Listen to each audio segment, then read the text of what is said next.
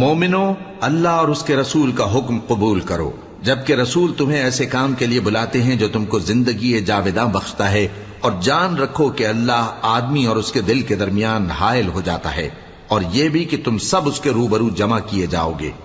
اور اس فتنے سے ڈرو جو خصوصیت کے ساتھ انہی لوگوں پر واقع نہ ہوگا جو تم میں گناہگار ہیں، اور جان رکھو کہ اللہ سخت عذاب دینے والا ہے۔ اور اس وقت کو یاد کرو جب تم زمین مکہ میں قلیل اور ضعیف سمجھے جاتے تھے اور ڈرتے رہتے تھے کہ لوگ تمہیں اڑا نہ لے جائیں، یعنی ختم نہ کر دیں، تو اس نے تم کو جگہ دی اور اپنی مدد سے تم کو تقویت بخشی اور پاکیزہ چیزیں کھانے کو دیں تاکہ اس کا شکر کرو۔ اے ایمان والو، نہ تو اللہ اور رسول سے خیانت کرو اور نہ اپنی امانتوں میں خیانت کرو، اور تم ان باتوں کو جانتے ہو، اور جان رکھو کہ تمہارا مال اور اولاد بڑی آزمائش ہے، اور یہ کہ اللہ کے پاس نیکیوں کا بڑا ثواب ہے۔